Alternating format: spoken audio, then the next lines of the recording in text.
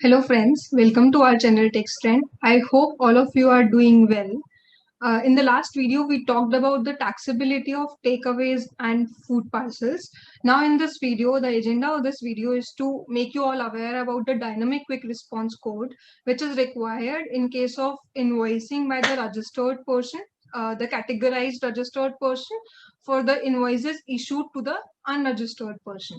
So there are two circulars which have been issued in this regard, and there are various notifications which have been issued. And now from 1st July 2021, this particular requirement is going to be made applicable without waiver of any penalty. Basically, now the registered persons are required to follow with these particular notifications mandatorily. So there, in this video, we are going to discuss the notifications and circulars about dynamic quick response code, and this video will be helpful to all of you as to in order to understand what dynamic quick response code is and इसमें क्या क्या clarifications जो है वो CBIC ने issue किया है.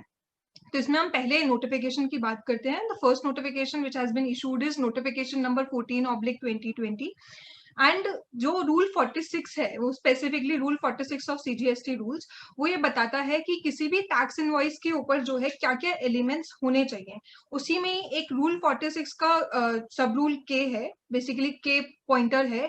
वो ये बताता है कि जहां पे भी आपके ऊपर ई इनवॉइसिंग एप्लीकेबल है, किसी भी सप्लायर के ऊपर ई इनवॉइसिंग एप्लीकेबल है, मतलब उसको इनवॉइस रेफरेंस नंबर जो है आईआरपी पोर्टल से जनरेट करके अपने इनवॉइस पे मेंशन करना होता है, अलॉन्ग विथ उसको क्विक रेफरेंस कोड उसके साथ में मेंशन करना होता है.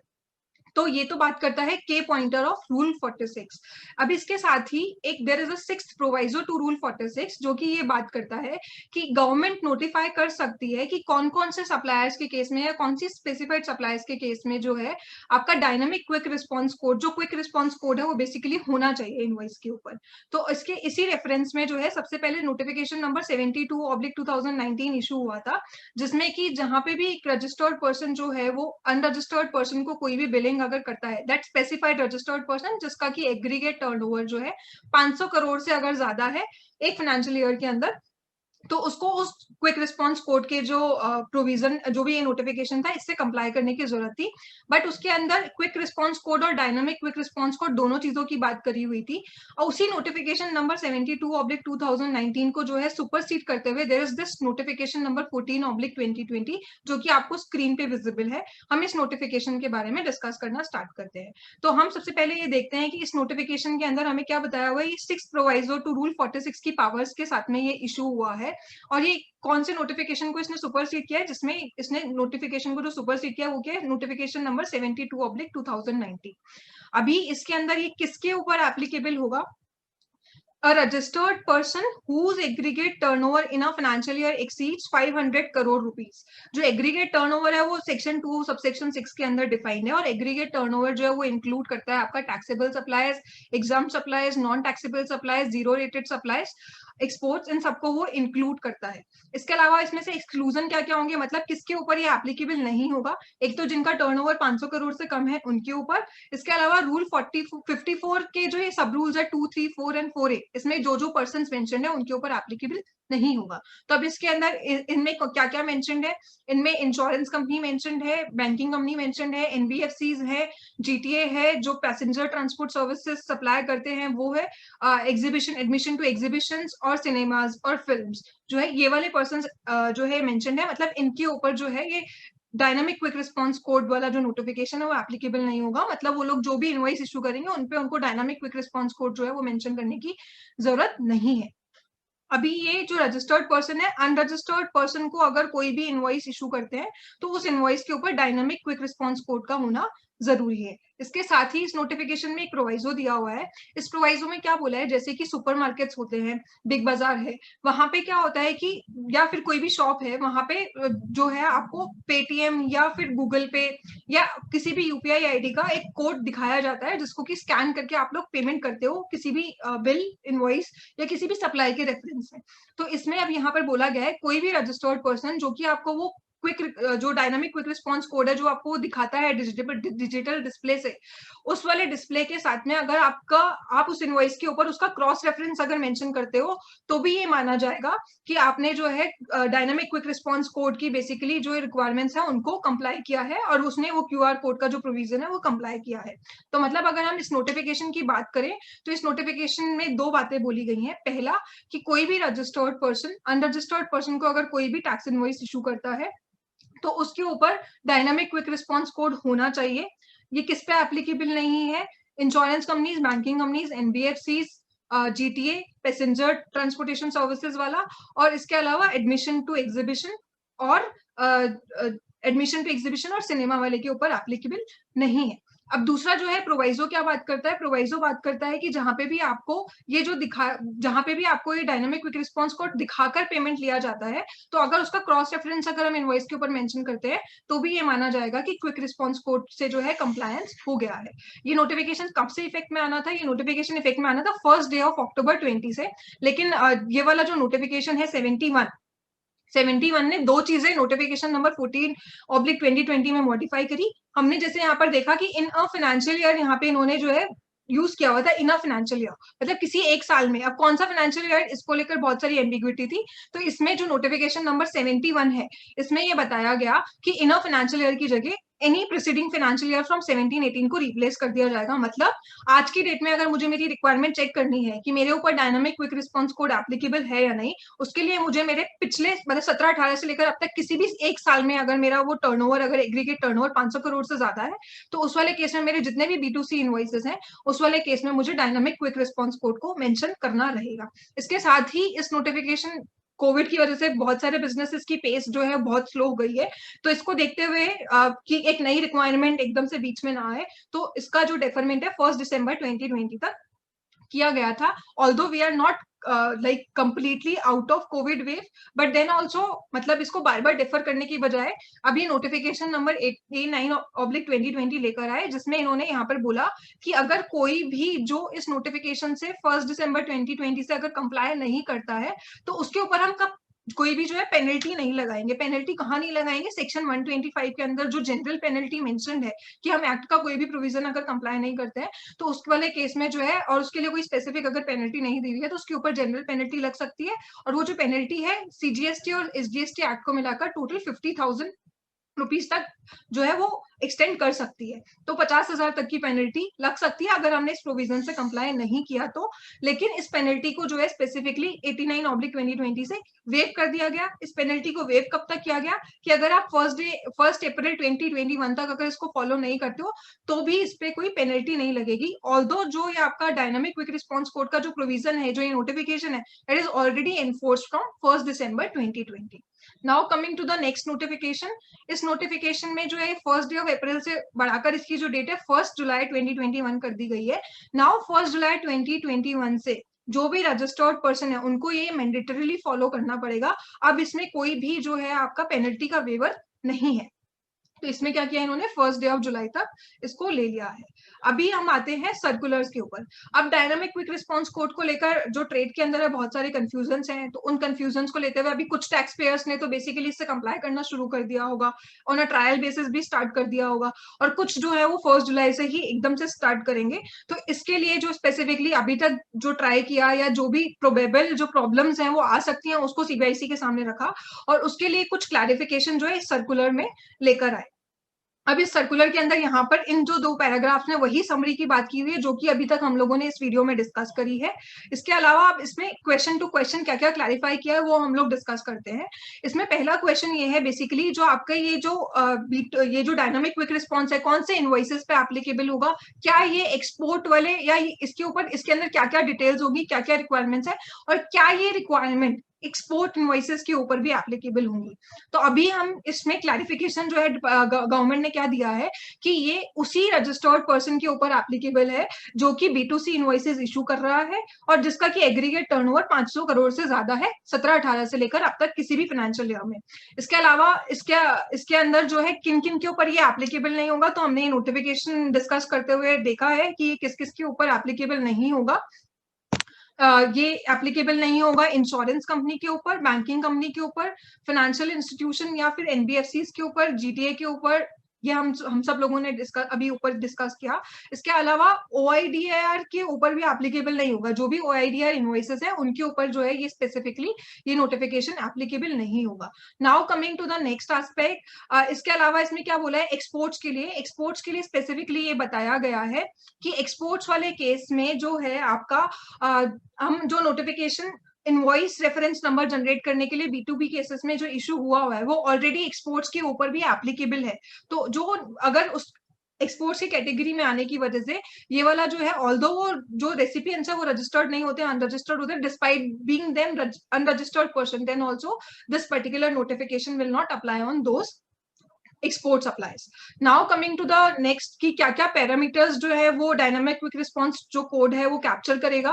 तो इसके अंदर सप्लायर का जीएसटी नंबर, सप्लायर की यूपीआई आईडी, पेई का bank account number, number, invoice date, total invoice value and GST amount, ये सब चीजों को वो कैप्चर करेगा। और ऐसा होना चाहिए डायनामिक क्विक रिस्पॉन्स कोड जो कि सामने वाला उसको इजीली स्कैन कर सके। Now coming to the next, अभी जो ये नेक्स्ट क्वेश्चन है, इस नेक्स्ट क्वेश्चन में बेसिकली क्या है कि जैसे भी कोई कस्टमर जो है लेट्स से उस डायनामिक रिस्पॉन्स कोड को स्कैन करके अगर पेमेंट नहीं करता है या उसका उस पर्टिकुलर कोड का अगर यूज नहीं कर रहा है, तो उस वाले केस में क्या होगा। उस वाले केस में स्पेसिफिकली क्या है कि अगर बेसिकली जहां पे भी सप्लायर को इनवॉइस इशू करना है और उस इनवॉइस के ऊपर तो डायनामिक क्विक रिस्पॉन्स कोड होना ही चाहिए, ठीक है। लेकिन अगर सप्लायर ने ऑलरेडी वो डिजिटली डिस्प्ले किया है उसको वो कोड, और वो कस्टमर जो है उस कोड को यूज नहीं कर रहा है, मतलब या तो कैश में पेमेंट कर रहा है या डेबिट क्रेडिट कार्ड यूज कर रहा है या कोई और इलेक्ट्रॉनिक पेमेंट अगर यूज कर रहा है, तो उस वाले केस में स्पेसिफिकली क्या है, आपको इनवॉइस के ऊपर जो है उसका क्रॉस रेफरेंस मेंशन करना पड़ेगा। या फिर अगर आपने कैश में पेमेंट किया तो उस कैश पेमेंट का जो है वो क्रॉस रेफरेंस उस डायनामिक क्विक रिस्पॉन्स कोड में इनकॉर्पोरेट करना पड़ेगा और उसको आपको इनवॉइस के ऊपर मेंशन करना पड़ेगा। तो ही आपका इस पर्टिकुलर नोटिफिकेशन से जो है कंप्लायंस माना जाएगा। नाउ नेक्स्ट क्वेश्चन है कि अगर जो सप्लायर है कस्टमर को electronic mode of payment available कराता है, जैसे कि यूपीआई कलेक्ट, यूपीआई इंटेंट, या फिर मोबाइल एप्लीकेशन, या फिर कोई कोई और कंप्यूटर बेस्ड एप्लीकेशंस, जहां पे कि मतलब बेसिकली अब वो मतलब अब requirement of dynamic QR code को कैसे वो स्पेसिफिकली कैटर करेगा। तो उस वाले केस में भी ये बोला गया है कि अगर आपका जो कोई भी अगर मोड ऑफ पेमेंट है तो उस वाले केस में आप क्या करो, उसका जो क्रॉस रेफरेंस है वो उस पेमेंट के ऊपर अगर आप मेंशन कर दोगे, उस इनवॉइस के ऊपर अगर मेंशन कर दोगे, तो उससे आपका जो वो कंप्लायंस है वो माना जाएगा। और अगर पेमेंट आपका इनवॉइस जनरेशन के बाद होता है तो उस इनवॉइस के ऊपर जो है स्पेसिफिकली आपका डायनामिक क्विक रिस्पॉन्स कोड होना ही पड़ेगा। Now coming to the next question, क्या is generating printing of dynamic QR code on the B2C invoices mandatory for prepaid invoices, मतलब जहां पे पेमेंट आपका पहले आ गया और इनवॉइस बाद में जा रहा है। तो जहां पे आपका पेमेंट पहले आ गया तो आप जब इनवॉइस इशू कर रहे हो तो इस इनवॉइस के ऊपर उस पेमेंट का रेफरेंस डालोगे तो ही आपका रिक्वायरमेंट माना जाएगा उस डायनामिक क्यूआर कोड से। और अगर आपका पेमेंट पहले नहीं आया, मतलब that is not a prepaid supply, तो उस वाले केस के अंदर जो है आपका जो जनरेशन ऑफ इनवॉइस है उसके ऊपर डायनामिक क्यूआर कोड जो है स्पेसिफिकली मेंशन करना पड़ेगा। अभी क्या होता है कि ई कॉमर्स सप्लायर्स के अंदर जनरली जो है ई कॉमर्स ऑपरेटर्स जो है वो सप्लायर्स के बिहाफ पे पेमेंट कलेक्ट करते हैं और उनको जो है वो पेरियोडिकली पेमेंट जो है रेमिट कर देते हैं। अब इस वाले केस में किसको जो है डायनामिक क्यूआर कोड से कंप्लाई करना है, तो इसमें स्पेसिफिकली बोला गया है कि जो नोटिफिकेशन है वो सप्लायर और रजिस्टर्ड पर्सन के ऊपर एप्लीकेबल है। अगर ई कॉमर्स ऑपरेटर पेमेंट अगर कलेक्ट करता है तो ई कॉमर्स ऑपरेटर ने जो पेमेंट कलेक्ट किया उस पेमेंट का रेफरेंस जो है सप्लायर जो अपने इनवॉइस के ऊपर मेंशन करेगा। इसके अलावा अगर वो प्रीपेड सप्लायर है तो भी उसका जो वहां पे सप्लायर जब इनवॉइस इशू करेगा तो इनवॉइस के ऊपर उसको क्यूआर कोड मेंशन करना पड़ेगा, मतलब if it is not a prepaid supply तो उस वाले केस में, because it is mention in case other than the prepaid supplies. तो ये वाला सर्कुलर हमने डिस्कस कर लिया। Now coming to the next circular, circular number 156। इसके अंदर भी कुछ क्वेरीज है ट्रेड की जो कि सीबीआईसी ने क्लैरिफाई करी है, तो इसमें हम एक एक क्वेश्चन डिस्कस करते हैं। अभी dynamic QR code, let's say कोई इनवॉइस, कोई रजिस्टर्ड पर्सन कोई इनवॉइस यूआईएन एंटिटीज को इशू करता है जिनके पास यूनिक आइडेंटिफिकेशन नंबर है, तो क्या उसके ऊपर ये वाला particular provision of dynamic quick response code applicable होगा। तो इसके लिए उन्होंने क्लैरिफाई किया है कि जो रजिस्टर्ड पर्सन है वो सेक्शन 294 में स्पेसिफिकली डिफाइंड है और वो वहां पर डिफाइंड, जहां पर 294 में रजिस्टर्ड पर्सन डिफाइंड है, वहां से यूआईएन एंटिटीज को स्पेसिफिकली बाहर किया हुआ है, तो वो रजिस्टर्ड पर्सन की डेफिनेशन में नहीं आते हैं, इसीलिए डायनामिक क्विक रिस्पॉन्स कोड जो है इनके ऊपर एप्लीकेबल होगा। Now coming to the next question, अगर यूपीआई आईडी जो है वो बैंक अकाउंट से ऑलरेडी लिंक्ड है, तो क्या बैंक अकाउंट और आईएफएससी की जो डिटेल्स है उसको डायनामिक क्विक रिस्पॉन्स कोड में कैप्चर करवाना जरूरी है? तो इसमें लिखा हुआ है, अगर आपका यूपीआई आईडी से ऑलरेडी बैंक और आईएफएससी कोड लिंक्ड है, तो आप उसमें सेपरेट डिटेल्स जो है बैंक की ना भी दो तो भी चलेगा। Now coming to the next aspect, इस वाले केस में क्या बोला है कि जहां पे भी पेमेंट जो है कोई और पर्सन कलेक्ट करता है अदर देन द सप्लायर, अभी लास्ट सर्कुलर में भी हमने ये डिस्कस किया, जैसे कि ई कॉमर्स पेमेंट को कलेक्ट करता है अदर देन सप्लायर, तो अदर देन सप्लायर अगर जो भी पेमेंट कलेक्ट करता है, तो उस वाले केस में यूपीआई आईडी ऑफ सप्लायर की जगह क्या हम उस पर्सन की यूपीआई आईडी मेंशन कर सकते हैं? तो इसका जो जवाब है, इसका जो क्लैरिफिकेशन है सीबीआईसी ने वो ये दिया कि आप उस पर्सन का मतलब जो पर्सन पेमेंट कलेक्ट कर रहा है उसका यूपीआई आईडी आप मेंशन कर सकते हो, और उसका जो रेफरेंस उसका जो डायनामिक क्यूआर कोड है उसमें आप UPI ID of that person link करवा सकते हो सप्लायर की जगह। इसके अलावा अभी जैसे कि ऐसा बहुत बार होगा कि हमने अभी ऊपर डिस्कस किया कि एक्सपोर्ट्स के केस में डायनामिक क्यूआर कोड एप्लीकेबल नहीं है, ठीक है। अभी यहाँ पर बहुत बार ऐसा भी होगा जहां पे कि हम लोग एक्सपोर्ट की डेफिनेशन को क्वालिफाई नहीं कर पा रहे हैं फॉर द रीजन कि हमारा जो प्लेस ऑफ सप्लाई है वो इंडिया में फॉल करता है। फॉर एग्जांपल इंटरमीडिएरी सर्विसेज, उसमें क्या होता है, रेसिपिएंट आउटसाइड इंडिया है, सप्लायर जो है वो इंडिया है, और जो place of supply that is also in India. Although मेरा जो पेमेंट है वो आरबीआई परमिटेड रूट से आउटसाइड इंडिया से इंडिया में आएगा, लेकिन वो जो है एक्सपोर्ट की डेफिनेशन को जो है वो फुलफिल नहीं कर पाता, क्योंकि एक्सपोर्ट ऑफ सर्विसेज के केस में जो आपका place of supply outside India होना चाहिए। तो ऐसे वाले केसेस में जहां पे मेरा पेमेंट बाहर से आएगा और जो मैं जिनको एक्सपोर्ट मतलब जिनको मैं वो सर्विसेज देती हूँ, वो जो सर्विसेज मैं दे रही हूँ वो एक किसी ऐसे पर्सन को दे रही हूँ जो कि जीएसटी लॉ में रजिस्टर्ड नहीं है, तो उस वाले केस में क्या मुझे डायनामिक क्यूआर कोड की जो रिक्वायरमेंट है उससे कंप्लाई करना है? तो इसमें ये बोला गया कि नहीं, इसमें कंप्लाई नहीं करना है फॉर द रीजन कि बेसिकली जो डायनामिक क्यूआर कोड का पर्पस है, that purpose is to ensure कि आपका जो पेमेंट है वो ऑनलाइन मोड से, यूपीआई मोड से, या जो भी ऑनलाइन मोड्स दिए हुए हैं डायनामिक क्यूआर कोड के अंदर, उनसे आपके पास पेमेंट आ रहा है। लेकिन हम अगर ऐसे वाले जो पर्सन आउटसाइड इंडिया लोकेटेड है, अगर हम उसको ऐसा कोड अवेलेबल भी करवा दे तो भी हमारा पेमेंट जो उस चैनल से नहीं आ पाएगा। तो इसीलिए इस वाले केस में जहां पे भी आपका रेसिपिएंट आउटसाइड इंडिया है बट पेमेंट आपका आरबीआई परमिटेड रूट से फॉरेन कन्वर्टेबल एक्सचेंज में आ रहा है या फिर आरबीआई परमिटेड रूट से आ रहा है, तो उस वाले केस में यहाँ पर आपको डायनामिक क्यूआर कोड जो है वो एप्लीकेबल नहीं होगा। Now coming to the next question, अब यहाँ पे क्या होता है कि जहां पे भी आपकी रिटेल सेल्स हो रही है over the counter, like we discussed about the supermarkets, तो यहाँ पे क्या होता है कि पेमेंट जो कस्टमर है जो पेमेंट है वो डायनामिक क्यूआर कोड जो उनको डिस्प्ले किया जाता है उसके बेसिस पे करता है, और जो उनका इनवॉइस होता है वो दूसरे सिस्टम से जनरेट होता है। अब उस इनवॉइस जब वो दूसरे सिस्टम से जनरेट होता है तो उसमें टाइम लैग की वजह से इनवॉइस का जो नंबर है वो अलग आता है और जो पेमेंट है उसके लिए एक यूनिक आईडी अलग से जनरेट होती है। तो अब जब कस्टमर जो है वो पेमेंट कर रहा है और उसका इनवॉइस है वो आपस में उनकी लिंकिंग नहीं हो पाती है। अब इस वाले केस में क्या हम वो ऑर्डर आईडी, मतलब जो बेसिकली हमने डायनामिक क्यूआर कोड से जो यूनिक आईडी दी हमारा जनरेट हुआ पेमेंट लेने के बाद में, वो अगर यूनिक आईडी हम इनवॉइस से लिंक कर दें या हम इस्टेब्लिश करा पाए कि कौन सा पेमेंट कौन से इनवॉइस के केस में, तो क्या ये कंप्लायंस सफिशिएंट होगी in order to comply with dynamic QR code? तो इस वाले केस में जो है स्पेसिफिकली सीबीआईसी ने क्लैरिफाई किया है कि अगर आपका इनवॉइस नंबर अवेलेबल नहीं है at the time of digital payments, तो उस वाले केस में आप क्या करोगे, ओवर द काउंटर सेल्स के ऊपर आप अगर वो यूनिक ऑर्डर आईडी और यूनिक सेल्स रेफरेंस जो है जो कि यूनिकली लिंक्ड होना चाहिए इनवॉइस से, अगर आप उसका लिंक एस्टैब्लिश करवा पाते हो, उसको इनवॉइस के ऊपर मेंशन करते हो या उसका क्रॉस रेफरेंस आप लेकर आते हो, तो भी ये माना जाएगा कि आपने डायनामिक क्विक रिस्पॉन्स कोड की जो रिक्वायरमेंट है उससे कंप्लाई किया है। Now coming to the next question, जहां पे भी मेरा बेसिकली क्या है, पार्ट पेमेंट पहले आ जाता है सप्लायर के पास और जो बाकी का पेमेंट है वो बाद में आएगा, और डायनामिक क्यूआर कोड में एक एलिमेंट है इनवॉइस वैल्यू भी कैप्चर होती है। अब मेरा जहां पे पेमेंट पहले आ चुका है और मेरे को डायनामिक क्यूआर कोड से पेमेंट करवाना है पार्ट, तो उस वाले केस में मैं कौन सी वैल्यू को डायनामिक क्यूआर कोड से बेसिकली जो है लिंक करवाऊं और मेरा पेमेंट जो है स्मूथली प्रोसेस हो जाए? तो इसमें ये बोला गया है कि आपका जो डायनामिक क्यूआर कोड का जो पर्पस है वही है कि रेसिपिएंट या जो कस्टमर है उसको स्कैन करके आपको वो पे कर पाए।